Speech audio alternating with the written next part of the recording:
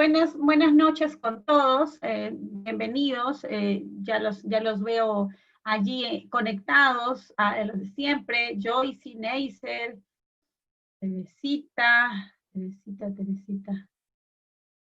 muy bien. Me dice que no se escucha, yo quisiera que todos me confirmen, por favor, me confirmen el audio, me confirmen el video, las diapositivas para poder iniciar. Audio, ok, perfecto. Ya. Los que tuvieran, por favor, problemas con el audio, le escriben a Joana, la coordinadora, para que puedan solucionar su problema y poder continuar con la clase. ¿Ya? Bien, bien chicos. Entonces, damos inicio a esta sesión número 2. Correcto. A esta sesión número 2 del módulo 4 que corresponde a la ejecución contractual. La clase pasada conversamos, para ir retomando o ir recordando un poquito, la clase pasada conversamos respecto a la suscripción del contrato, ¿verdad? ¿Qué es lo que pasaba ya cuando culminaba la etapa del procedimiento de selección? La entidad procedía a registrar en la plataforma del SEACE el consentimiento, y a partir de allí, recuerden, ¿cuántos días teníamos entonces para la suscripción del contrato? 8 días, ¿verdad? 8 días para que el postor que ganó la buena pro presente todos los documentos para poder suscribir el contrato. Luego de presentado esos documentos, la entidad tenía 2 días para poder suscribir el contrato o para decirle que había algún documento que le faltaba presentar o que no estuviese completo o que tenía que subsanar. Le otorga un plazo máximo de 4 días para que pueda subsanarlo y posteriormente a los 2 días debería ya suscribir el contrato. Acuérdense que también vimos los casos en los que el contrato se puede perfeccionar ya no por el documento denominado como sí contrato, sino se podía perfeccionar a través de la orden de compra o la orden de servicio. Vimos algunos casos, sobre todo para los casos de bienes y servicios para montos menores a 100.000 soles, ¿cierto? En ese tipo de contratos se suscribía o se perfeccionaba el contrato a través de la notificación de la orden de compra o de la orden de servicio. Orden de compra para el caso de adquisición de bienes y orden de servicio para el caso de prestación de servicios. Perfecto. Entonces, en la clase del día de hoy, ya nos lleva a estudiar dos conceptos que hay que diferenciarlos. El tema de la vigencia contractual y el tema del plazo de ejecución contractual, ¿ya? Y es importante diferenciarlos, porque una cosa va a ser el plazo de ejecución contractual y una cosa distinta va a ser la vigencia del contrato, ¿correcto? Y también vamos a conversar el día de hoy, en lo que nos quede de tiempo, algunas modificaciones al contrato, cómo se producen unas modificaciones, es decir, el contrato que suscribimos, ese es el contrato original, pero vamos a ver que es posible que luego, una vez suscrito, es posible que las partes puedan acordar la modificación del contrato por algunas causales expresamente establecidas en la ley y además también por el acuerdo entre las partes. Vamos a verificar cuáles son esos supuestos para que proceda una modificación de contrato.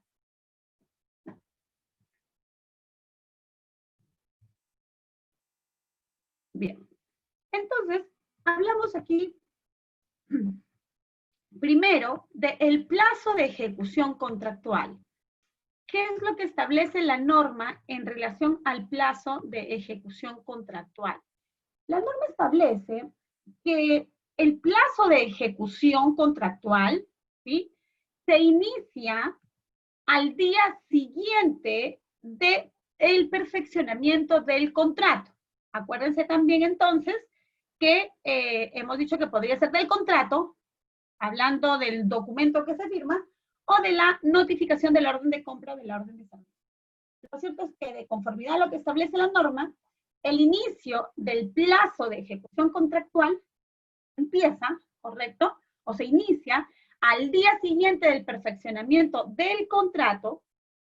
También me da otra posibilidad, me dice que podría ser también, aparte de esa fecha, de la fecha en la que se establezca en el contrato o desde la fecha en que se cumplan las condiciones previstas en el contrato según sea el caso. Entonces me da tres supuestos. El primer supuesto, digamos, y que se aplica de manera general, como regla general, es que el plazo de ejecución inicie al día siguiente. Victoria, no se te escucha. Hola, hola, hola. Hola. ¿No me escuchas, Joana? Eso es cualquier cosita. Ya, ok, está bien, mis chicos. Por momentos, dice. Ya. Entonces, me confirma, por favor, cuando no haya conexión para... A ver, voy a tratar de cambiar la conexión en todo caso. Ya, vamos a ver. Vamos a mejorar aquí un poquito la conexión. Ya, me van confirmando en todo caso, por favor, para poder cambiar la conexión. Les mencionaba entonces los tres supuestos, ¿verdad? La regla general que sería que el plazo de ejecución inicie al siguiente de suscrito el contrato, primer supuesto, o de la fecha en que establezca en el contrato, o desde la fecha en que se cumplan algunas condiciones, ¿ya? ¿A qué se refiere con el segundo supuesto? Que puede darse el caso en que en algunos contratos la entidad puede consignar, por ejemplo, que el plazo de ejecución contractual recién va a computarse cuando, por ejemplo, la entidad le comunique el inicio. ¿Y cuándo pasa esto? Vamos a imaginar que es una entidad que tiene contratado el servicio de impresión de documentos y que tiene su contrato hasta finales del año 2019, pero que de manera programada quiere convocar, porque ya se va a acabar su contrato, y quiere convocar nuevamente el contrato, o sea, un nuevo contrato para la prestación de ese servicio. Entonces, vamos a imaginar que convoca su contrato de manera programada en el mes de junio, probablemente de ese año. Agosto, septiembre, y en octubre ya hay ganador de la Buena Pro. Entonces la entidad dirá, un ratito, y si en agosto ya hay ganador de la Buena Pro, yo debería firmar el contrato, pero todavía tengo un proveedor que me está brindando el servicio, ¿cierto? Entonces, imagínense, tendría dos servicios vigentes a la vez, dos contratos. Entonces, en estos casos, es que la entidad debe consignar en los documentos que se va a proceder a suscribir el contrato, pero que el inicio del plazo de ejecución contractual recién se va a computar desde la comunicación expresa por la entidad, ¿ya? No vaya a pasar como un caso muy conocido aquí en la Universidad Nacional, me parece que fue, que se trataba del servicio de vigilancia contratado por la entidad y que contrató efectivamente de manera previa el nuevo servicio y ganaron la Buena Pro, suscribieron el contrato y al día siguiente ya estaba en la puerta de la universidad los nuevos vigilantes de la nueva empresa. Pero también estaban los vigilantes de la empresa anterior y dicen, pero si nosotros tenemos contrato vigente, ¿cómo nos vamos a ir? ¿No? Y se armó todo un problema. Justamente ese problema se da porque no se consignó correctamente cuándo es que se debía iniciar el plazo de ejecución contractual. Entonces, ya estamos claros que podría también colocarse el contrato que la vigencia va a iniciar en una fecha posterior, no necesariamente al día siguiente de la firma del contrato, pero tiene que dejarse expresamente establecido cómo o cuándo es que va a suceder ese inicio del plazo de ejecución contractual. Y el tercer supuesto del que estamos hablando es cuando se cumplan las condiciones de ser el caso. Por ejemplo, en el caso de obras, como lo vamos a ver más adelante, una vez suscrito el contrato, la entidad tiene, y el contratista, tienen 15 días para poder realizar ciertas acciones que las vamos a ver, para que después de realizadas todas estas acciones, recién al día siguiente, se inicie el plazo de ejecución contractual. ¿Ya? Entonces vamos viendo cómo son 3 supuestos en los que va a iniciar el plazo de ejecución contractual. Respecto al plazo de ejecución contractual, la norma establece que las bases, ¿ya? Deben establecerse el plazo de ejecución contractual pudiendo ser como un máximo de 3 años, ¿ya? Entonces, lo que nos dice es que las entidades públicas pueden convocar sus procedimientos de selección hasta con plazos de vigencia máximos de 3 años. ¿Y esto de qué depende? ¿O de quién va a depender? Va a depender estrictamente de la entidad. ¿Qué tan programados son? ¿Qué tan ordenados son para poder convocar un procedimiento de selección hasta por un máximo de 3 años? Por ejemplo, hay una regla general, ¿no? Que establece que los procedimientos de prestación periódica, ¿no? Aquellas contrataciones de prestaciones periódicas deben contratarse o deben tener un plazo de duración mínima de 1 año de vigencia. Por ejemplo, si ustedes van a contratar servicios, ¿cuáles son servicios de prestación periódica? Es decir, aquellos que se prestan con frecuencia. ¿Cuáles son? ¿Qué creen ustedes que podría ser? Vigilancia, ¿correcto? Mantenimiento, limpieza, se va a prestar siempre en una entidad, correcto. Esos servicios deben contratarse como un plazo de vigencia mínimo de 1 año y máximo de 3 años. ¿De quién depende? De la entidad. Evidentemente, para ustedes como entidad puede ser mucho más beneficioso convocar un procedimiento de selección cuyo plazo sea de 3 años, ¿no? Porque quiere decir, imagínense, ustedes convocan en el año 2019 su servicio de vigilancia y van a tener un contrato por 2019, 2020 y 2021. Lo que quiere decir que ya en el año 2020 no van a convocar procesos, ni tampoco, o sea, convocarán a fines del año 2021. Entonces, eso también implica una programación correcta, para que ya no estén convocando todos los años el mismo procedimiento. Lo mismo pasa con los servicios, por ejemplo, de limpieza. ¿Ya? Entonces, el plazo máximo es de 3 años de la vigencia, siempre y cuando se hayan adoptado las previsiones presupuestales. ¿A qué me refiero? Es decir, siempre y cuando tengan la certificación presupuestal correspondiente. ¿Ya? En el caso de los contratos de supervisión de obra, ¿cuál es el contrato de supervisión de obra? El contrato de supervisión de obra, lo hemos mencionado en alguna ocasión, es aquel contrato que está destinado a que se supervise la ejecución de una obra. Por lo tanto, ¿qué es lo que establece la norma respecto a la vigencia de este contrato de supervisión? Que este contrato va a estar vinculado a la duración de la obra supervisada, ¿sí? Los que dejan... Tu compañero Germán dice que los supervisores de obra son los que no dejan avanzar la obra. No siempre, Germán, ¿eh?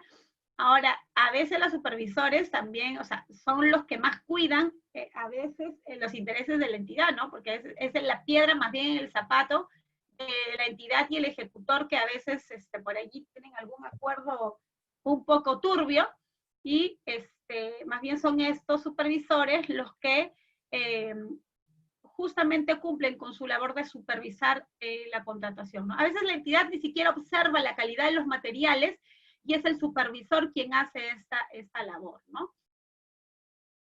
Muy bien.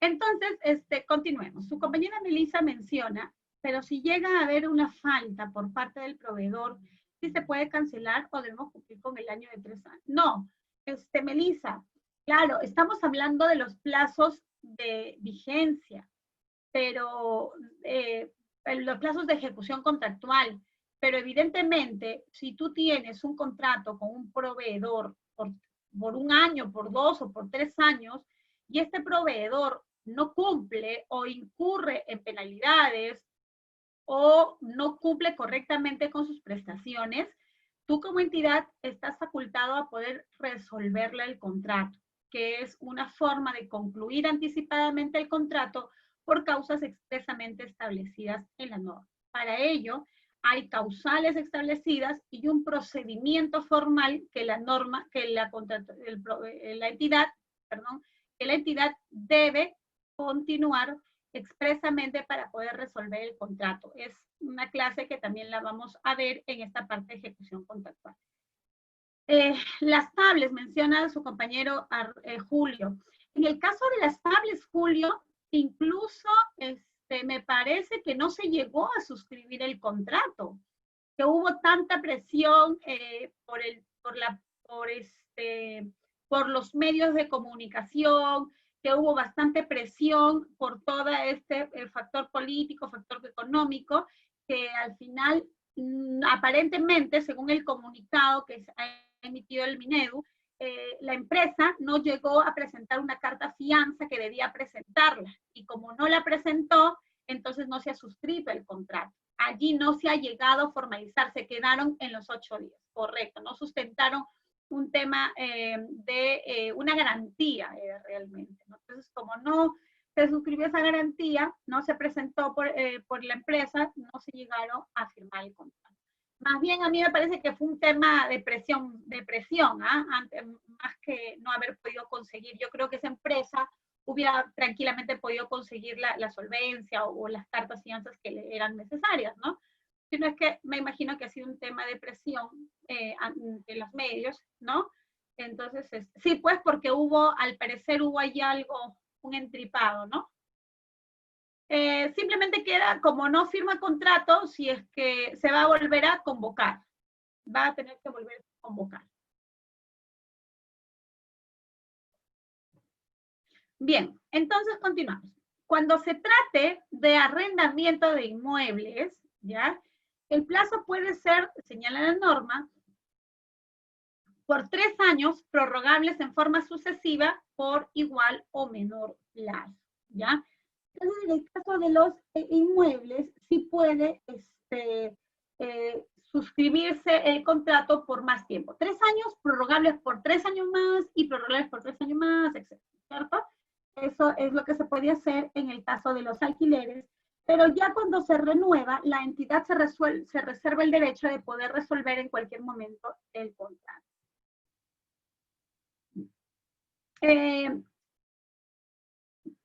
Claro, o sea, 3 años, prorrogables por 3 años más, prorrogables por 3 años más, correcto. Joyce, su pregunta es indefinidamente, me parece que en el caso de los contratos, a la entidad les ponen un plazo de 7 años, ¿ya? Pero no es por la ley de contrataciones, sino por el tema del Código Civil. Pero la norma de contrataciones ha establecido que pueda renovarse 3 años y 3 años más, dice, no prorrogables, hasta por un máximo de 3 años prorrogables en forma sucesiva por igual o menor plazo, reservándose a la entidad el derecho de resolver unilateralmente el contrato. ¿Ya? Su compañero pregunta si pueden ser por más. En realidad la norma establece que son 3 años, prorrogables por 3 años más o por 2 años más, o sea, pero la inicial debería ser 3 años, que es el monto, o el plazo, perdón, de la ejecución contractual. ¿Ya? Bien, entonces ya sabemos que el plazo de ejecución contractual máximo sería de 3 años. Tenemos aquí entonces, en esta lámina, lo que les venía explicando, ¿no? Los 3 supuestos en los que el plazo de ejecución inicia. Primero, desde el día siguiente del perfeccionamiento del contrato o de la notificación de la orden de compra o la orden de servicio. También podría ser desde la fecha en la que se establezca en el contrato o desde la fecha en que se cumplen las condiciones del contrato. ¿Ya? Esos serían entonces los 3 momentos, los 3 supuestos en los que puede darse inicio a la ejecución contractual, al plazo de ejecución contractual, ¿ya? Entonces, yo les podría preguntar, ¿no? ¿Cuánto tiempo de ejecución contractual, cuánto plazo de ejecución contractual tiene un contrato de vigilancia? ¿Y ustedes qué me van a contestar? Depende, ¿no? Depende del plazo que haya convocado la entidad. No necesariamente son 3 años, ¿no? Mínimo va a ser 1 año y máximo van a ser 3 años. Va a depender de lo que la entidad, pero esos son sus rangos. Mínimo 1, máximo 3, correcto, ¿ya? Ese es el rango en lo que la entidad puede definir cuál es su plazo de ejecución contractual.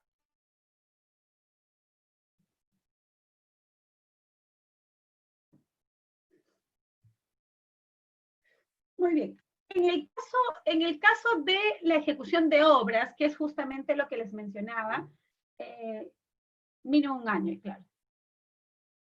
En el caso de la ejecución de obra, yo les mencionaba de que la norma de contrataciones establece que una vez suscrito el contrato, ¿ya? La entidad tiene que cumplir con ciertas condiciones y en el plazo máximo de 15 días para recién después de estos 15 días poder decir que se inicia el plazo de ejecución contractual. Entonces aquí estamos en el tercer supuesto, ¿no? ¿Cuándo inicia el plazo de ejecución contractual en el caso de obras? ¿No? Se me ocurre que su pregunta para su certificación de profesionales les pregunten así, ¿no? En un contrato de obra suscrito el 28 o 27 de julio del 2020, ¿cuándo inicia el plazo de ejecución contractual? Y a ustedes les pongo como alternativas, el día 29, el día 28, no, el 28 porque es feriado, el día 29 de julio, sí, al día siguiente de suscripción del contrato. No, ¿verdad? Porque como es de contrato de obras, allí el plazo de ejecución contractual recién se va a computar al día siguiente de que la entidad cumpla con estas condiciones. Y la entidad tiene 15 días para cumplir las condiciones. Entonces no hay plazo de ejecución contractual. ¿Ya? Correcto. ¿Cuándo inicia el plazo de ejecución contractual? No se confunda. Ahora, si a ustedes les preguntan, ¿desde cuándo está vigente el contrato suscrito? Ya, si hablamos de vigencia, allí sí es desde el día siguiente de la suscripción del contrato, ¿ya? ¿Ya? O sea, es que de todas maneras, la vigencia del contrato sí se da al día siguiente, de todas maneras, la vigencia del contrato. Pero el inicio del plazo de ejecución no necesariamente se da al día siguiente. Ya estamos viendo entonces dos supuestos. El primer supuesto, el ejemplo que les he puesto, cuando la entidad consigna dentro de sus bases que el inicio del plazo de ejecución contractual se dará, por ejemplo, cuando la entidad cumpla con instalar todos sus equipos de impresión en la entidad. Entonces tenemos que esperar primero que instalen los equipos y una vez instalados, recién al día siguiente se dará inicio. Y en el caso de la obra, ¿ya? Y en el caso de la obra, se da al día siguiente de realizadas estas condiciones. ¿Qué es lo que dice en el caso de obras? ¿Ya? En el caso de obras pasa lo siguiente. Me dice, la norma establece que se suscribe el contrato y luego la entidad tiene 15 días para las siguientes situaciones. Primero, para notificarle al ejecutor, o sea, decirle al contratista quién va a ser el supervisor o el inspector de la obra, ¿ya? Para que pueda hacer entrega total o parcial del terreno de acuerdo a lo que se haya contratado, para que la entidad le entregue el calendario o los materiales e insumos de acuerdo a su calendario, para que la entidad entregue el expediente técnico de obra completo si es que se hubiese sido modificado en el procedimiento de selección y además se haya entregado el adelanto directo. Una vez que se cumplan con estas 5 condiciones, al día siguiente, ¿sí?, se entiende que tenemos el inicio de la obra. Evidentemente, como menciona su compañero Percy, ese día siguiente se suscribirá un acta diciendo que se está dando inicio de la obra, ¿ya? Su compañero Iván Velázquez dice, tengo un contrato de alquiler que viene de hace 6 años. Correcto, porque lo están prorrogando. Tuviste 3 años, vuelven a prorrogar y vuelven a prorrogar. En el contrato de alquiler estamos diciendo que pueden ser plazos mayores. Su compañero pregunta, ¿cómo haría para actualizar la mensualidad? Ese es el problema de un contrato que se suscribe por tantos años. Lo que podrías hacer, Iván, bueno, te voy a dejar en mi teléfono para que me puedas llamar. Sí, efecto, pues no se tendría que hacer una adenda se tendría que hacer en este caso, solicitar la modificación del contrato por la pérdida del equilibrio económico del mismo, porque no está siendo ventajoso este contrato, etc. En el tema del IPC, Iván, que menciona a su compañero por el IPC, no necesariamente el índice de precios al consumidor necesariamente va a hacer que la mensualidad aumente, ¿ah? Y te cuento un caso bien particular en los que nosotros en una entidad pública tuvimos un contrato de alquiler donde se le pagaba bajito, ¿ya? Pero bueno, finalmente era un monto pues que estaba establecido de acuerdo al valor del mercado. Entonces, el contratista solicitó, porque dentro de las bases habíamos consignado la posibilidad de hacer reajuste de precios, justamente utilizando este famoso IPC, que es el índice de precios al consumidor. Para ello tenemos que tomar el índice de, en este caso, alquileres, ¿no? Cuando se hizo esa actualización, resultaba ser que los alquileres habían bajado tanto por esa temporada, que en realidad el ajuste del alquiler nos salía menos que el monto que estábamos pagando. Ni siquiera nos salía más, sino nos salía menos. Poco, ¿no? Pero salía menos. Entonces, en realidad fue una situación bien complicada porque la entidad luego decía, ¿y ahora qué hago? No, yo le voy a pagar menos. Entonces hay que verificar bien antes de solicitarlo, ¿no? De preferencia, en todo caso, podría hacerse también a través de una adenda, verificando el tema del equilibrio económico del contrato. Acuérdense que un contrato tiene que ser equitativo para ambas partes, ¿no? Bien, entonces, su compañero Carlos pregunta, en el caso de obras que está explicando, ¿no?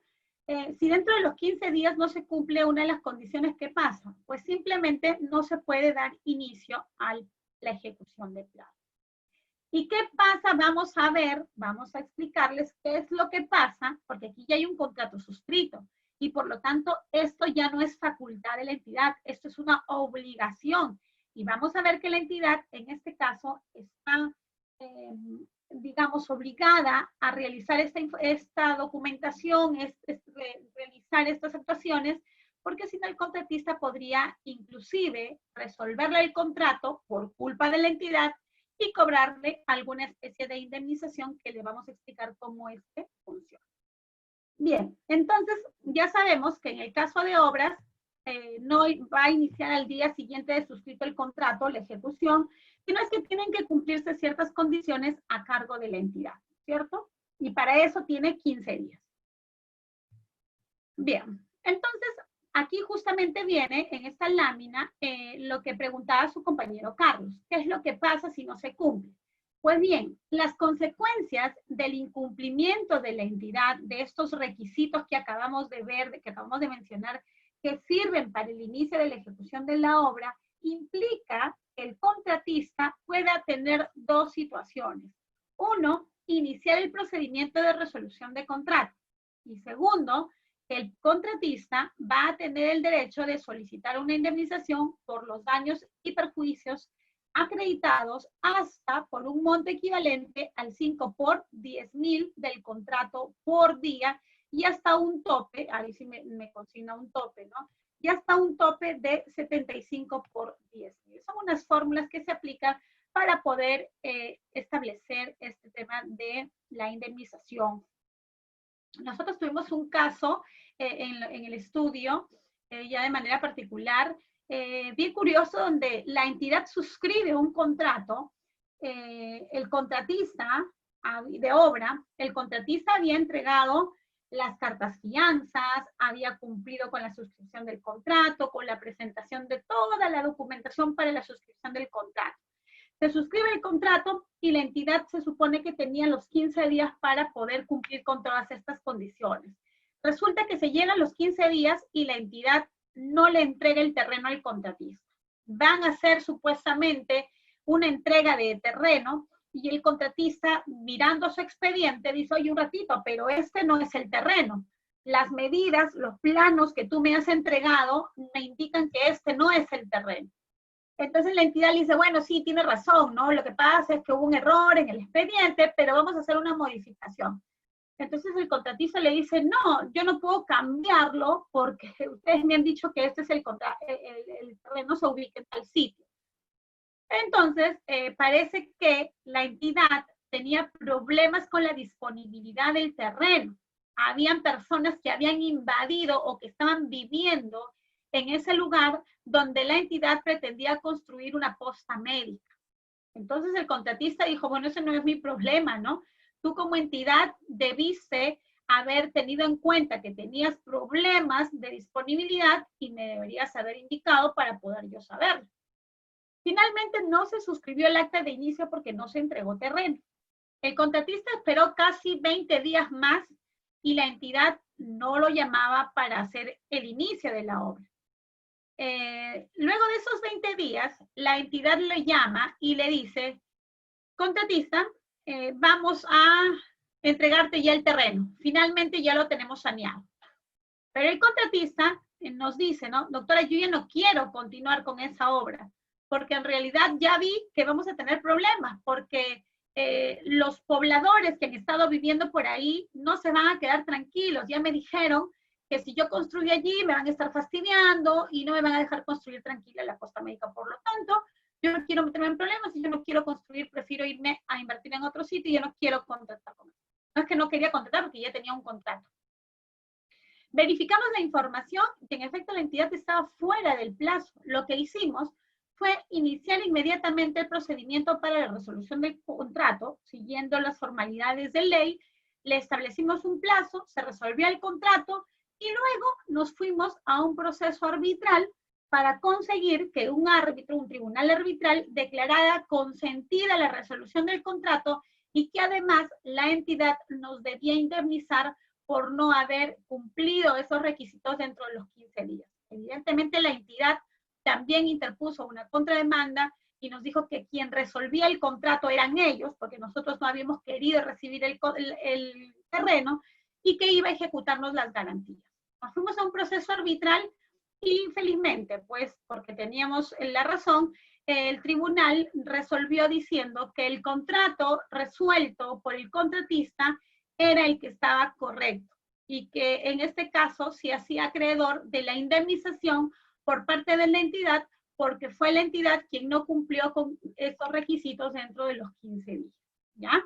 Entonces, a tu respuesta, Carlos, eso es lo que pasa si es que la entidad no cumple, ¿ya? No cumple con estos requisitos dentro del plazo de 15 días. Tu compañero Percy pregunta, ¿la entidad está obligada a cancelar la indemnización de manera total o puede realizar de acuerdo a su disponibilidad presupuestal? Ya, ese es otro caso, Percy, porque se entiende que el laudo arbitral debe ser ejecutable a partir del día siguiente de su notificación. Sin embargo, las entidades públicas están, llamémosle así, protegidas por una norma especial respecto de su certificación o de su disponibilidad presupuestal. Y ellos tienen dentro de su ley de presupuesto normas que le permiten que el pago judicial de laudos o de deudas pueda hacerse inclusive, me parece que tienen hasta 3 años para poder prorratear y dentro de esos 3 años poder cancelar todo, ¿ya? Allí va a depender de la buena voluntad de la entidad realmente de querer cancelar la indemnización o cualquier otro monto, ¿no? Así es.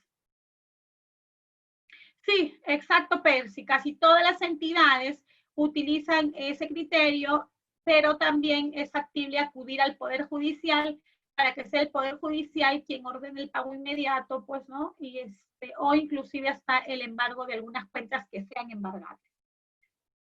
Bien, su compañera Roxana consulta lo siguiente.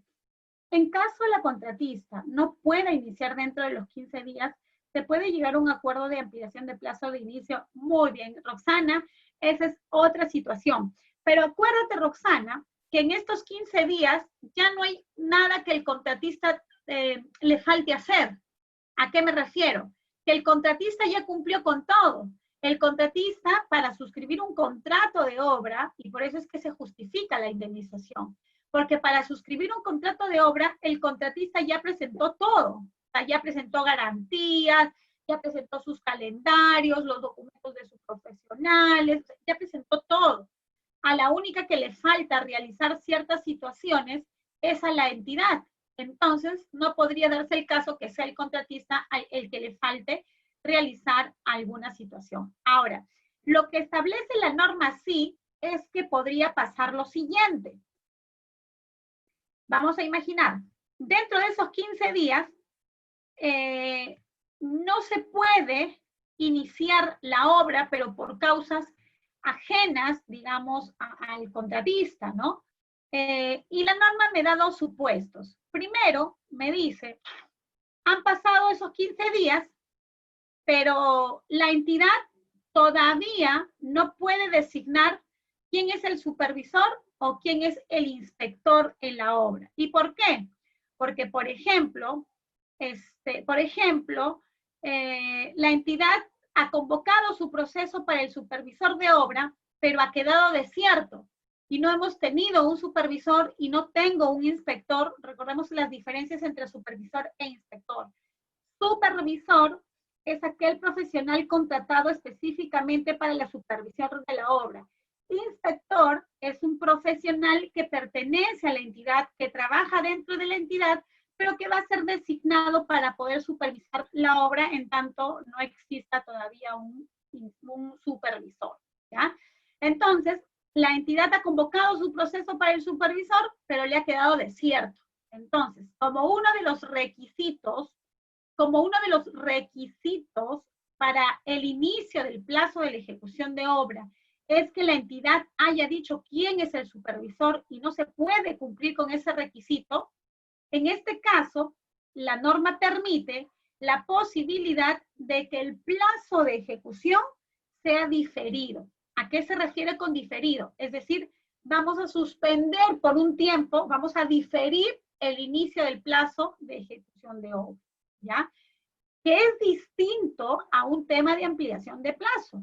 Germán, tu compañero Germán dice, las ampliaciones de plazo se sustentan presentando los documentos a la supervisión. Sí, pero ahorita no estamos hablando de una ampliación de plazo. ¿Y por qué digo que no hablamos de una ampliación de plazo? Porque el inicio del plazo todavía no ha empezado a computarse y por lo tanto no podemos hablar de una ampliación, porque ni siquiera se ha iniciado. La ampliación de plazo se da cuando ya hemos iniciado nuestro plazo y suceden ciertas situaciones en el camino que van a requerir que el contratista solicite una ampliación de ese plazo. Teníamos 120 días. No voy a terminar en 120 días, necesito 30 días más. Ok, allí recién se da el plazo de la ampliación de plazo, ¿ya? Pero quiero que entiendan entonces esta situación del inicio del plazo de ejecución de obra. Y en este caso, el hecho de diferir el inicio. A lo que preguntaba su compañera Roxana, ¿no? O sea, si dentro de esos 15 días no se puede iniciar, lo que se va a hacer es diferir el inicio de ejecución de obra, pero solamente bajo dos supuestos explícitamente señalados en la norma. Primero, porque la entidad no haya podido indicar quién es el supervisor o el inspector, ¿ya? Y además porque se encuentra imposibilitada de hacer la entrega del terreno. O porque las condiciones climáticas no permiten el inicio de la obra, ¿ya? Por ejemplo, hemos suscrito un contrato, yo cumplí con todas las condiciones como entidad, pero empezaron las lluvias y no es posible que iniciemos el plazo de ejecución contractual. Entonces, ¿qué es lo que se debe hacer? Lo que se debe hacer es solicitar, o entre la entidad y el contratista de mutuo acuerdo, solo si ambos están de acuerdo, pueden acordar diferir el plazo de ejecución, el inicio del plazo de ejecución. Se hace un informe y se suscribe una adenda indicando cuándo es que se va a dar inicio al plazo de ejecución de obra. Su compañera Mabel pregunta, ampliación cuando ya inició la obra. Correcto. Diferir cuando aún no ha iniciado. Muy bien, Mabel, lo estás resumiendo de manera muy correcta, ¿ya? Cuando estamos hablando de diferir el inicio, por eso dice difiero el inicio del plazo, es porque todavía no ha iniciado a computarse. Y cuando hablamos de ampliaciones es porque ya nos encontramos en el plazo de ejecución contractual. Aquí tenemos otra pregunta, vamos a ver. Pero que tiene que haber una disponibilidad de ambas partes para la suspensión del plazo de inicio. Percy, Tampoco confundamos con suspensión, porque la suspensión también se da cuando ya se ha iniciado el plazo, ¿ya? Esto es simplemente diferir el inicio del plazo, o sea, postergar el inicio del plazo. Teníamos pensado que va a iniciar el día 5, no va a empezar el 5, vamos a diferir, va a ser el día 20. ¿Me dejo entender? ¿Ya?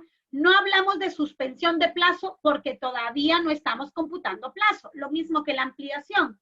La suspensión, vamos a verla más adelante, se da bajo otros supuestos cuando ya hemos empezado el inicio de la obra y se presentan ciertas situaciones. Por ejemplo, empiezan las lluvias y no podemos continuar, hay que suspenderlo. Cuando no me has pagado más de 3 valorizaciones seguidas, allí también suspendemos, ¿no?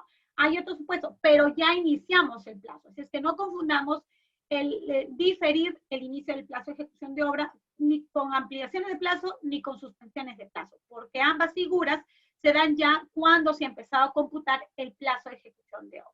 ¿Ya? Espero que les quede claro. Su compañero Iván pregunta, ¿se suscribe un contrato de obra y se cumple con todas las formalidades de inicio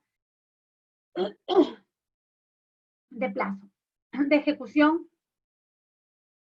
por 60 días? Luego, por temas políticos, no dicen que el contratista debe entregar la obra en 30 días. Se le consulta al contratista y este acepta terminar. A ver, no leo tu pregunta. Se le consulta y el contratista y este acepta terminar la obra en 30 días, pero va a incurrir en mayores gastos. ¿Cuál debe ser la posición de la entidad? ¿Aceptar esos mayores costos? Bueno, definitivamente, ¿no? Si la entidad le está pidiendo al contratista que lo haga en menos plazo, tendrán que hacer una modificación del contrato, ¿no? Y me imagino también, me parece un poco raro la situación que me explicas, porque normalmente los mayores gastos o los gastos generales se incurren porque hay más plazo, ¿no? Porque hay más tiempo. Y por eso es que hay mayores gastos. Pero aquí sucede lo contrario. Su compañero dice, le habíamos dicho en 60 días, pero ahora queremos que lo haga en 30 días, lo que quiere decir probablemente que su calendario tenga que hacerlo aceleradamente y tenga que incluir mayor personal, tenga que incluir mayor tiempo, ¿verdad? Y dice, si es que el contratista acepta, tendrá que incurrir en mayores gastos. Definitivamente, si es un acuerdo entre las partes, el cual lo veo muy raro, pero si es un acuerdo entre las partes, lo que procede pues es que coordinen y lleguen a un buen entendimiento. Su compañera Joyce pregunta, a ver, ¿y hay un plazo máximo para diferir el inicio? No, Joyce, se supone que como estamos hablando que solamente puede darse porque no tengo el terreno, porque no puedo decirte quién es el supervisor o el inspector, o porque la situación climática no permite, deberíamos sí firmar un documento diciendo que vamos a diferir el plazo. No hay fecha, no hay tiempo máximo, eso va a depender de las partes. Lo que sí es que es un acuerdo de voluntades. Si el contratista no está de acuerdo en esperar, simplemente no se suscribe ninguna adenda, ¿correcto? Si no se cumple con esos plazos, entonces estaremos habilitados a proceder como les había indicado hace un momento, a resolver el contrato y a solicitar las indemnizaciones que corresponden. ¿Ya? Muy bien, chicos. Ahora vamos a seguir mirando, creo que habían preguntitas aquí. Germán dice, pero la entidad a veces te pide que des inicio a la obra por cuestiones sociales y políticas y porque tienen la Contraloría y porque los pobladores esperan que se cumpla la fecha que tanto se ha publicitado. Claro, pero Germán, pero si se ha publicitado un plazo es porque ese plazo ha estado dentro del expediente y lo que le corresponde al contratista es cumplir dentro de ese plazo, ¿no? Se entiende que si en mis bases hemos consignado en mi expediente técnico que la ejecución del plazo son 120 días, pues tienen que ser 120 días. El problema es que a veces dicen que son 120 días y luego empiezan la ampliación de plazos, los adicionales, etcétera. Es lo que hace que la obra demore. Y sobre todo esos adicionales a veces son por errores en el expediente técnico, ¿no? O por mayores metrados, porque el expediente estuvo mal elaborado, porque me dijiste que había tantos metros y finalmente no hay esa cantidad de metraje, ¿no? Sino es que podría ser que haya mayor metraje y eso originará la generación de adicionales de obra o mayores metrados, ¿ya? Y eso es lo que hace que la obra demore. Vamos a seguir leyendo las preguntas que tenemos por aquí. ¿Hay gastos generales según plazo diferido? No, en el caso del plazo diferido no da lugar al tema de los gastos generales porque todavía no se ha iniciado, ¿no? Salvo los que, digamos, sean necesarios para poder realizar el tema de, justamente de diferir la obra, ¿ya? Si no, no habría el tema del. Bien, vamos a ver acá otro supuesto que está, vamos a ver la otra pregunta.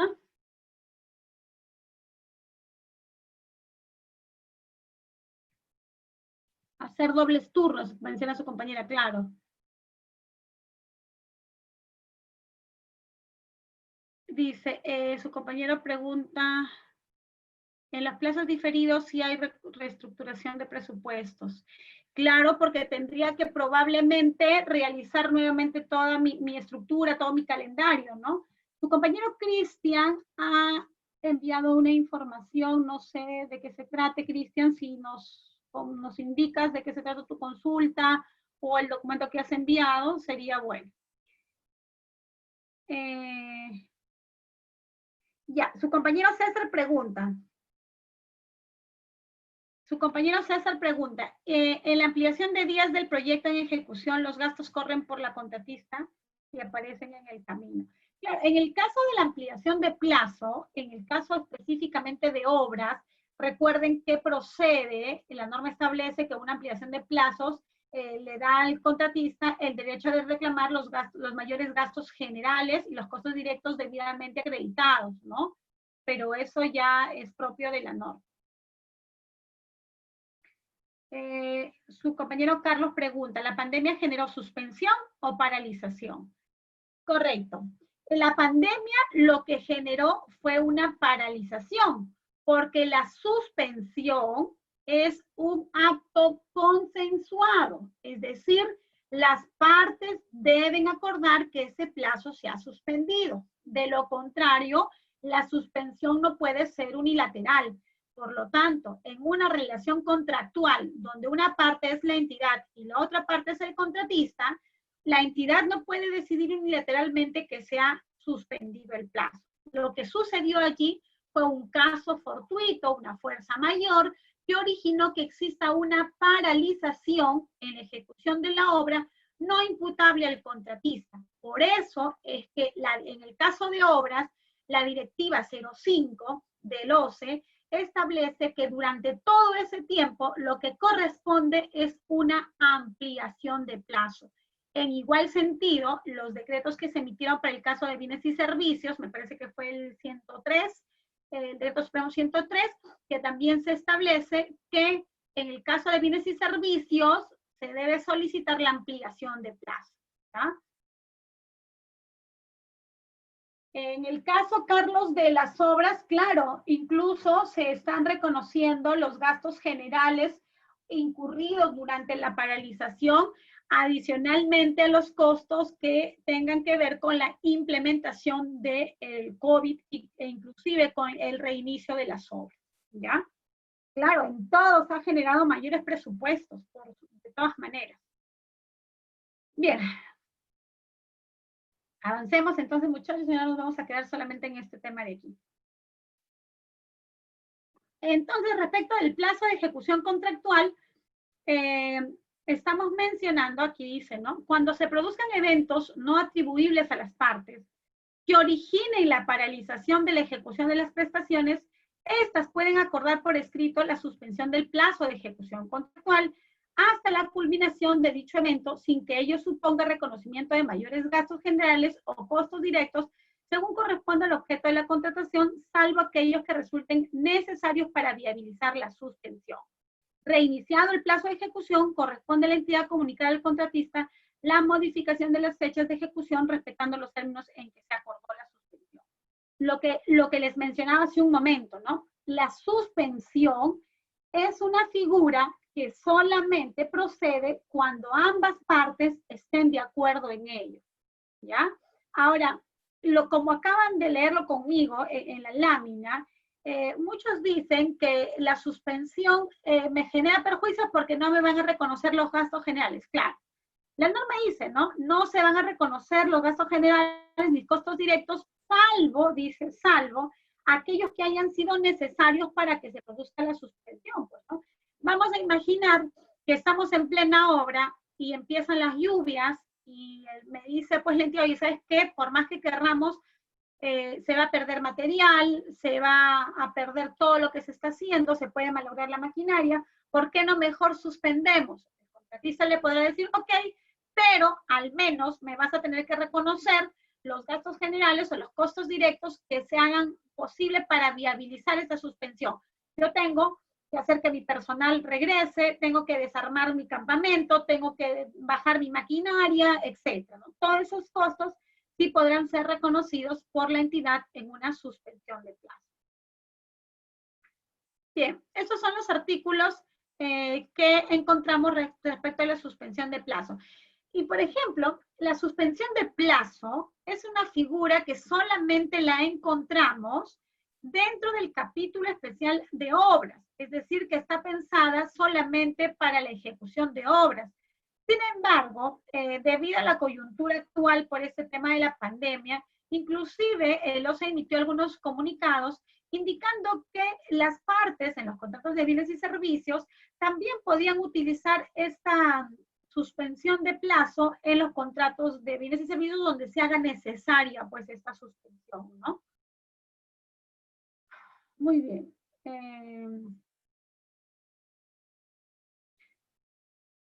Su compañera Joyce pregunta, ¿por qué la entidad debe comunicar los nuevos plazos? Lo que pasa es que la entidad le va a comunicar los plazos que le quedan. Evidentemente el contratista va a tener que presentar sus calendarios, pero es la entidad quien le va a decir, ok, a partir de ahora retomamos y de los 100 días que tenías, habían pasado 10, solo te quedan 90. A partir de ahora se va a empezar, ¿no? A eso se refiere, con los nuevos plazos. ¿Ya? Bien, entonces les mencionaba que solamente en el caso de obras encontramos el tema de la suspensión del plazo de ejecución. ¿Ya? ¿Por qué tocamos el tema de suspensión? Porque como regla general tenemos que el plazo de ejecución es uno solo, ¿cierto? De manera continua, pero solamente bajo ciertos supuestos establecidos en la norma podría darse el caso que las partes acuerden la suspensión del plazo de ejecución contractual y que ello pues sea redactado en un documento. Y les pregunto, solamente hay un caso en los que la suspensión no es mutua, es decir, no está pactada entre la entidad y el contratista, sino es que es el contratista quien de manera unilateral decide suspender. ¿En qué casos creen ustedes? En el caso en el que la entidad no haya cumplido con cancelar 3 valorizaciones consecutivas, ¿ya?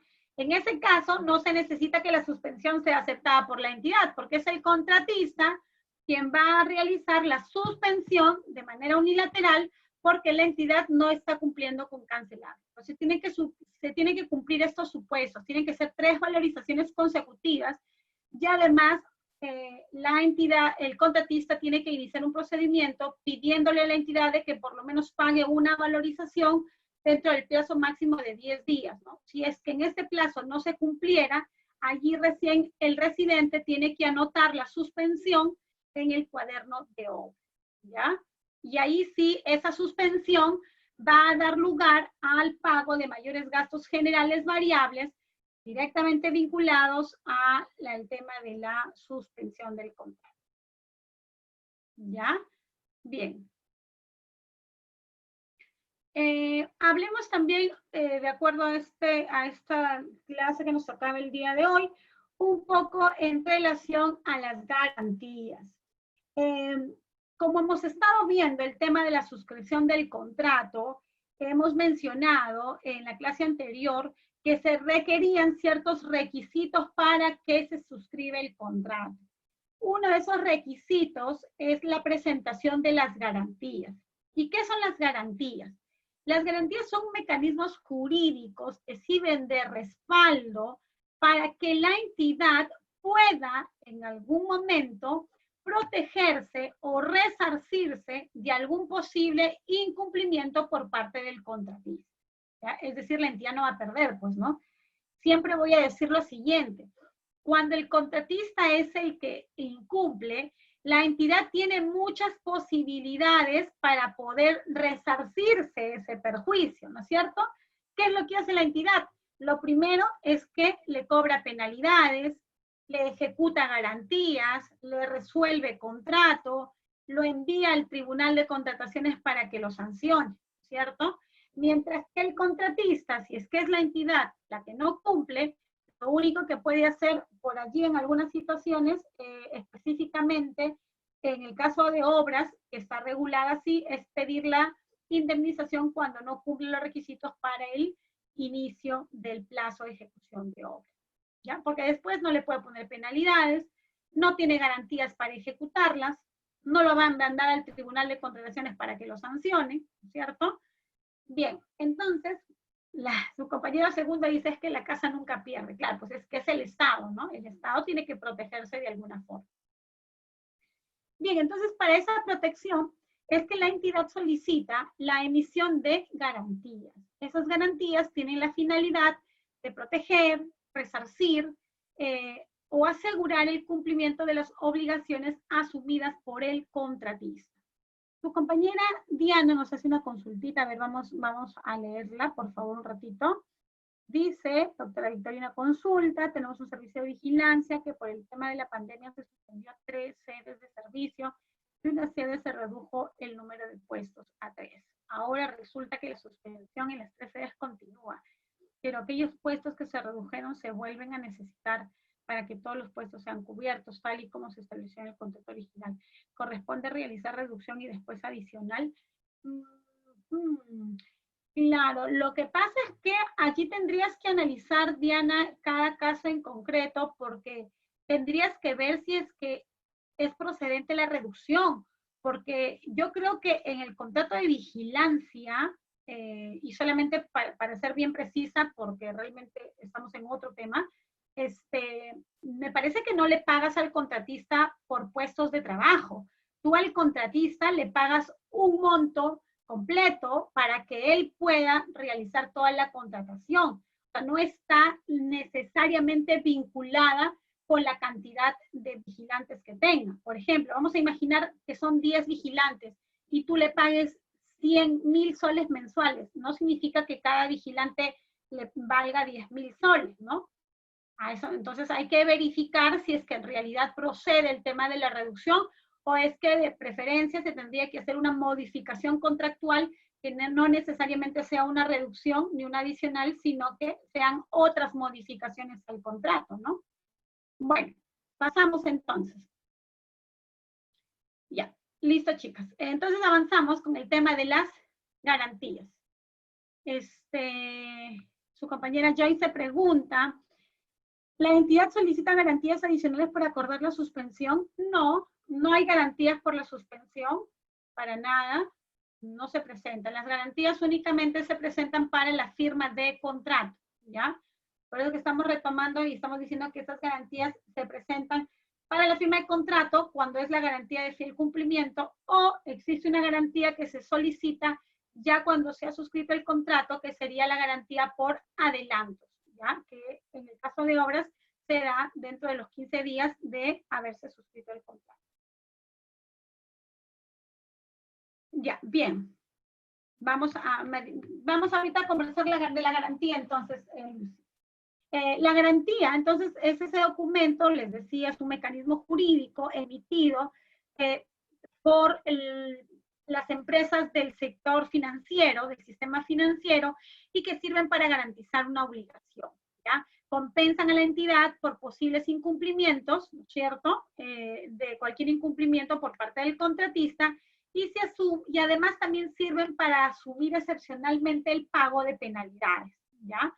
Es decir, su mismo nombre lo dice, es una garantía para la entidad, es un aval, es una fianza que le va a servir a la entidad para que pueda estar seguro de que si el contratista no cumple, de allí se va a cobrar. Si el contratista tiene penalidades, de allí se va a cobrar. ¿Ya?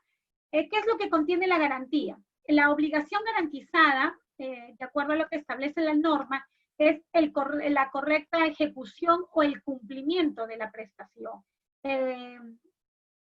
¿Cuáles son las características de la garantía? Y su compañera Lucy pregunta, ¿en qué momento se pide? Se pide para la suscripción del contrato, como un requisito obligatorio para la suscripción del contrato, salvo en aquellos casos en los que el contrato sea por montos menores a 100.000 soles.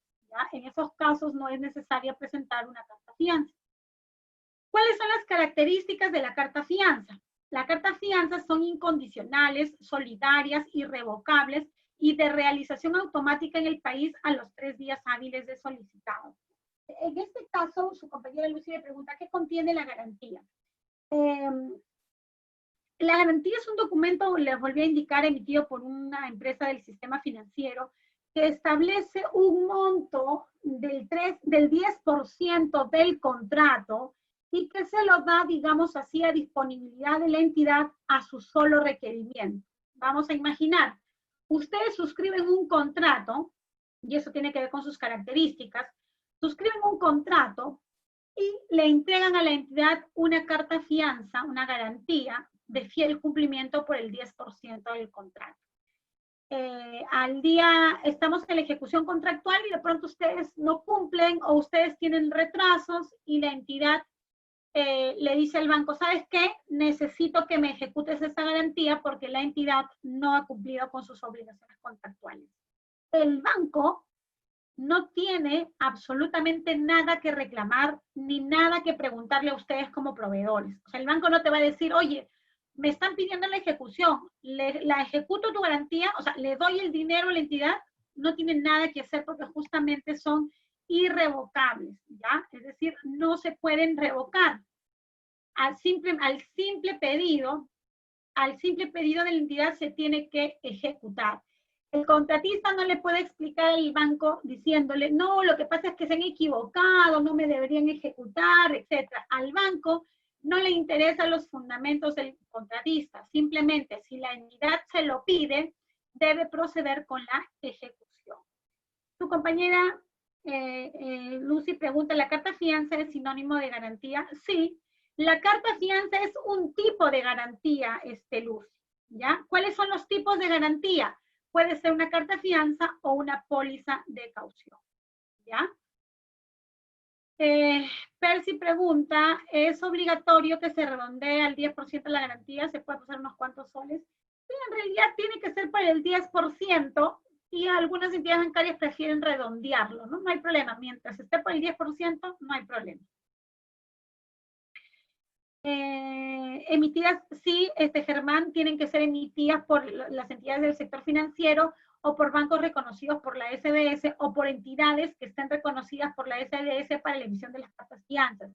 Hay algunas cooperativas, por ejemplo, que también están autorizadas a la emisión de estos documentos, ¿ya? Bien. Tienen que ser entonces emitidas por empresas supervisadas de manera directa por la SDS.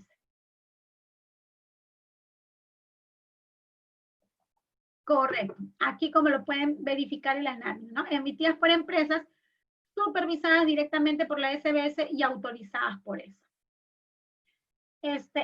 Su compañera menciona, su compañero Cristian, es un colateral.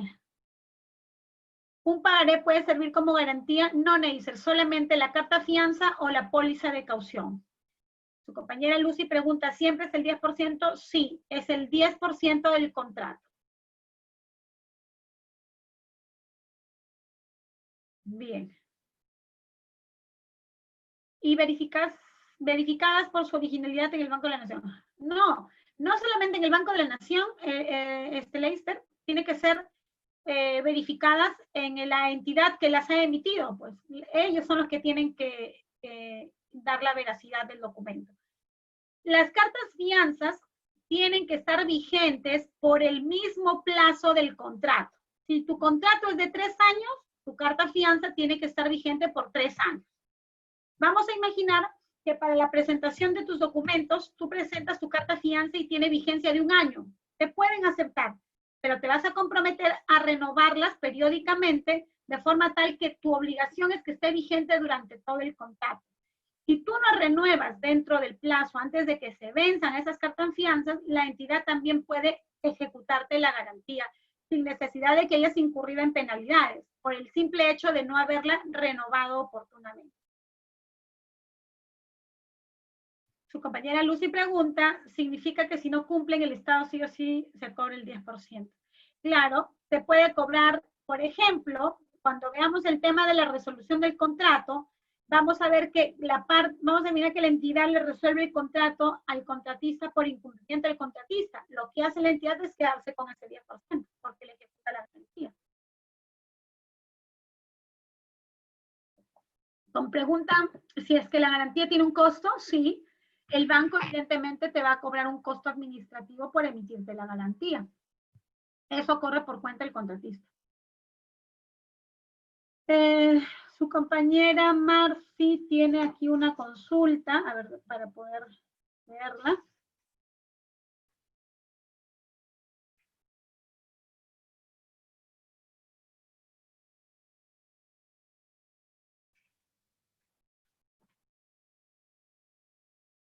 A ver, dice, ¿qué pasa cuando el plazo de ejecución del servicio es de 10 días y el servicio se realizó a través de una contratación directa? Y para la regulación de la documentación es de 30 días hábiles. El proceso se convoca cuando ya culminó los 10 días y cuenta con la conformidad y se extiende el pago. Claro, en ese caso, para su compañera, pues ya no es necesaria el pago, la presentación de la garantía, ¿no? Hay comunicados en esa línea por parte del OCE, ¿no? Indicando pues que ya no habría la posibilidad de que se regularice dicha situación, porque inclusive el contrato ya ha sido cumplido, ¿no? Y ya no, pues ya no necesita presentarlo ya. Más aún si ya se le pagó incluso, ¿no? Bien, y si son 2 entregables y no cumple el segundo entregable, de todas formas se corre el 10% del monto total del resto. Lucy, la entidad se cobra el íntegro de la garantía solamente cuando resuelve el contrato, ¿ya? Cuando resuelve el contrato por causa del contratista. No es que tampoco nos asustemos, ¿ya? O sea, no es que nos va a ejecutar porque se le dio la gana de ejecutar, no. Solamente cuando te resuelve el contrato por culpa tuya como contratista, ahí se va a quedar con tu garantía. En los otros casos, en el caso que tú me preguntas de las 2 entregas, lo que va a proceder ahí es la aplicación de penalidades. Se te va a aplicar penalidades por la segunda entrega y el monto que acredite tendrán que cobrar. Te van a pedir o te van a descontar de tus pagos a cuenta. Si tú no tuvieras pagos a cuenta, te van a descontar de tu garantía.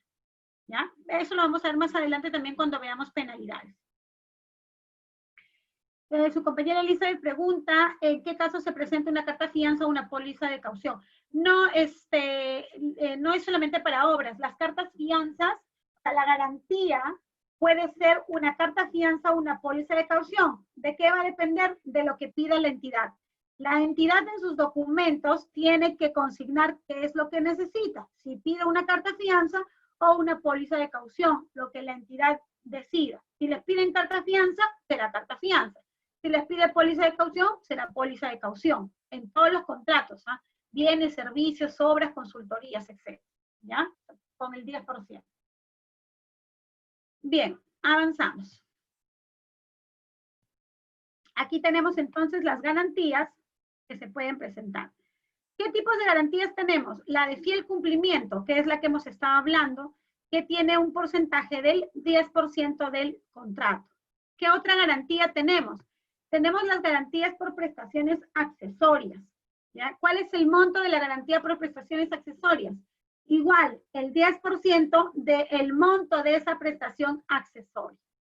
¿Y cuánto es la garantía por adelantos? La norma establece que la garantía por adelantos debe ser idéntica al monto que se está solicitando como adelanto. ¿Ya? ¿En qué casos proceden los adelantos? En el caso de bienes, servicios, ¿ya? y consultorías, obras también, ¿ya? En el caso de obras tenemos adelantos directos y adelantos por materiales, ¿ya? Que son, en sumado son el 30%, aunque actualmente la modificación de la norma ha establecido que pueden ser 15% los adelantos directos y 25% para los materiales, o sea, tenemos hasta el 40% de adelantos, ¿ya? Solo por la modificación de la norma. Bien. Aquí tenemos más información respecto de la carta fianza de fiel cumplimiento. Tenemos que son requisitos indispensables para perfeccionar el contrato, es lo que responde a la pregunta que mencionaban, ¿no? ¿Cuándo debemos presentarlo? Para la firma del contrato. El monto equivale al 10% del monto del contrato original y tiene que estar vigente hasta que se dé la conformidad o recepción de la prestación o hasta que exista consentimiento final de la liquidación, ¿ya? Hasta ese momento se tiene que mantener vigente. Es un lío con esto de las garantías porque a veces el contratista y la entidad se van a un arbitraje y el arbitraje dura pues 2 años, 3 años. Y como el contrato no ha culminado, porque si seguimos con prestaciones, en el caso de las liquidaciones de obras están pendientes, a veces el contratista se ve en la obligación de seguir renovando esas garantías para que no le ejecute. Aquí tenemos las garantías de fiel cumplimiento. La entidad no presenta garantías. Ah, bueno, sí. Hay un momento en que la entidad presenta una garantía. Hay un tipo de contratos en los que la entidad presenta una garantía. Solamente es en el caso de los alquileres. Allí sí, pues porque la propiedad sería ya injusto que el contratista, el que te alquile un inmueble, encima tú le hagas presentar una garantía, ¿no? En cuanto al tema de la garantía, habría que mencionar que se puede sustituir esa garantía de fiel cumplimiento en los contratos en los que, en este caso, a ver, vamos a leer acá lo que está diciendo, en los contratos periódicos, ¿ya? En los que existan varios pagos, ¿ya? Por ejemplo, se solicita que en lugar de que presentemos una garantía de fiel cumplimiento, la entidad me retenga el 10% justamente de ese contrato de la primera mitad de los números total de pagos. Por ejemplo, si hay 12 pagos, en los primeros 6 pagos me tendrán que descontar ese 10%, ¿ya? Vamos a leer lo que pregunta su compañera. Si por A o B motivo el contratista olvidó renovar su garantía, presente su garantía el día siguiente de vencido el anterior, ¿qué sucedería? Depende de lo que la entidad haya realizado. Si la entidad ya inició la ejecución, prácticamente poco se podría hacer, ¿no? Porque ya te habría ejecutado la garantía. Ahora, lo que podría pasar también es que tú le presentes la nueva garantía y la entidad suspenda la ejecución. Si lo puede hacer, sería genial porque no te ejecutarían la otra carta, ¿ya? Pero esa garantía, cuando te la ejecutan por falta de renovación, esa garantía no significa que la entidad se va a quedar con el dinero. Esa garantía significa que la van a hacer líquida, pero que la entidad al momento de liquidar el contrato, si no, tú no le debes nada, te la va a devolver, ¿ya? Obviamente sin el pago de intereses ni nada. Por ahí había otra pregunta, ¿no?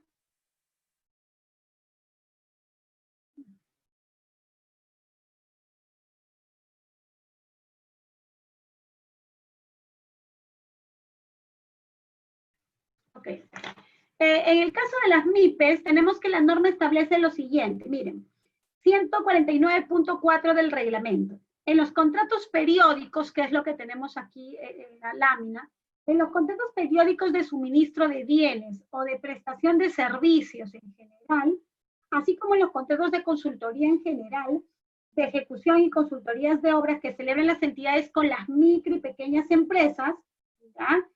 Estas últimas pueden otorgar como garantía de fiel cumplimiento el 10% del monto del contrato original, porcentaje que es retenido por la entidad, y en el caso de los contratos de ejecución de obras, tal beneficio solo procede cuando exista un tema de los pagos. Acá establece, ¿ya?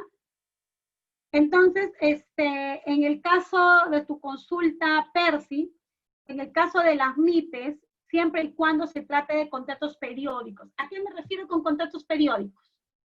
Cuando hay más de una prestación o de una entrega o de un solo momento, o sea, es un contrato en el tiempo, ¿cierto? Suministro de bienes o prestación de servicios en general o de consultoría, que no se va a acabar con una sola entrega o con una sola prestación, sino que es algo periódico, ¿ya?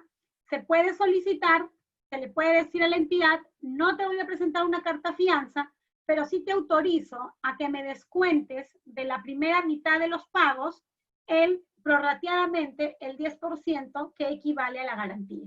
Te retienen este monto del 10%, el cual va a ser devuelto una vez que se culmine con el contrato.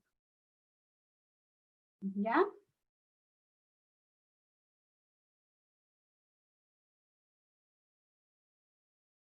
El contratista está obligado a renovar la garantía de manera automática al vencimiento o esta debe ser comunicada por la entidad a la entidad. No, Carlos pregunta si es que el contratista debe renovarla de manera automática la garantía o debe esperar que la entidad le consulte o le requiera la renovación.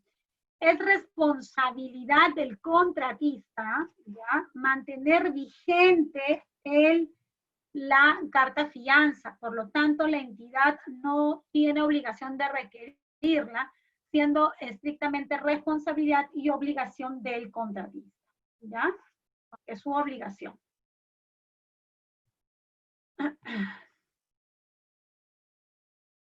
Aquí tenemos la otra garantía, que es la garantía por los adelantos, ¿correcto? Y es la que ya les he mencionado.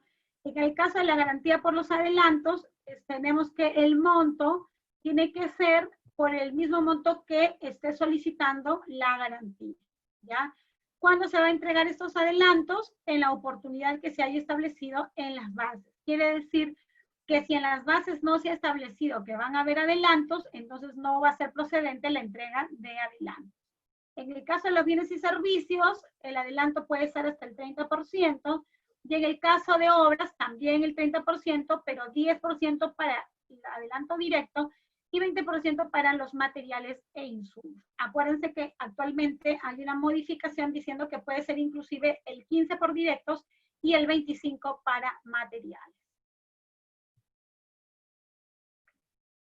Bien, con este tema de la carta de fianza, habríamos terminado el tema del día de hoy, que ha estado destinado a lo que implica el inicio del plazo y la vigencia, ¿ya?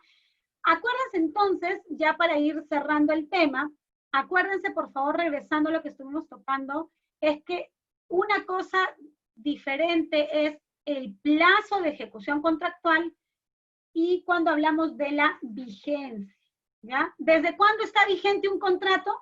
Para retomar, ¿desde cuándo está vigente un contrato?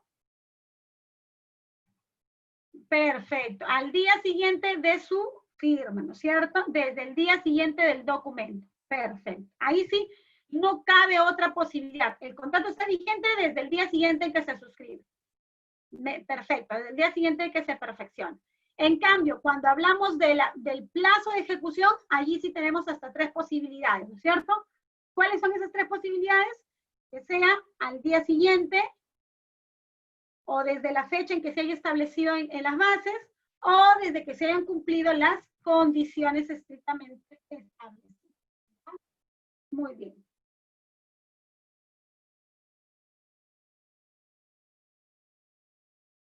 Su compañero Víctor pregunta, ya, primero Melissa. Melissa dice, se tiene el plazo de 15 días para cumplir con las condiciones. Melina, sí, pero solamente en el caso de obras, ¿ah? Porque en el caso de bienes y servicios no hay plazos estrictamente establecidos ni condiciones que deba cumplir la entidad, ¿ah? Allí sí más bien las condiciones son establecidas normalmente para el contratista, ¿no? Salvo, por ejemplo, que sea un contrato, se me ocurre, de inventario, ¿ya?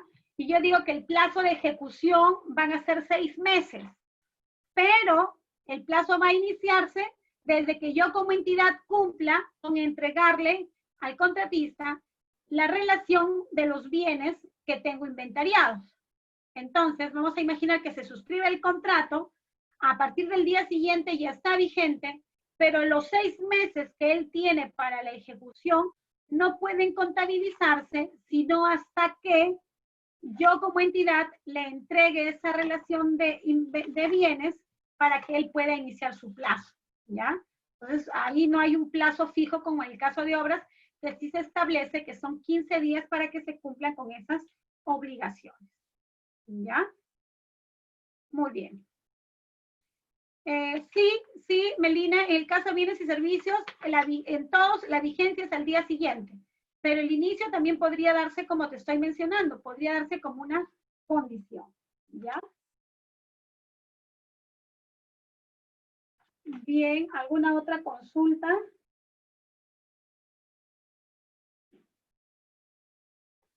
¿Alguna otra consulta? Si tuvieran, chicos, alguna otra consulta.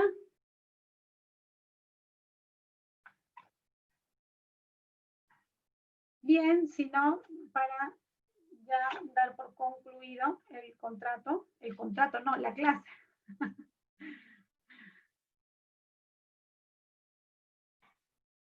Ya, su compañero por allí me parece también que preguntó, ya, Víctor, por acá estabas leyendo, ¿por qué el plazo mínimo? Víctor, porque cuando hemos hablado en la primera sesión de las clases, en el módulo, me parece que fue el módulo 1 o el módulo 2, hemos indicado que la norma establece que las contrataciones que se requieran de manera periódica, ya, cuando hemos hablado del requerimiento, que las contrataciones que se requieran de manera periódica en la entidad debe contratarlas como mínimo por un año, ¿ya? Por eso es que ahorita nos volvíamos a acordar y decíamos, teniendo en cuenta esa disposición y hablando del plazo de ejecución, para ese tipo de contratos de ejecución periódica, el plazo mínimo sería de un año, ¿ya? Máximo de 3. Pero si no se trata de prestaciones periódicas, tenemos un plazo correcto, solamente prestaciones periódicas, porque así lo establece literalmente la norma. Muy bien. ¿Alguna otra pregunta, chicos, que no haya contestado por ahí? Me parece que hubieron más. A ver, voy a chequearlas. Ahí está. Ya. Creo que sí. Están todas contestadas.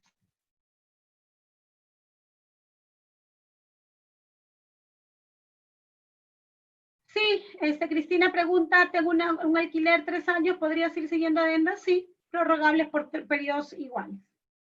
Bueno, chicos, eso ha sido todo por el día de hoy. Si no tuvieran más consultas, se les agradece, como siempre, la atención y las preguntas que van haciendo, porque realmente hacen que esta clase sea mucho más amena para ustedes, como para mí, y realmente me agrada que pregunten siempre bastante, porque la idea es que la clase termine y ustedes digan, entendí la clase del día de hoy y conozco un poquito más de las contrataciones públicas. Listo, chicos. Muy bien. Muchísimas gracias entonces. Nos vemos el día lunes.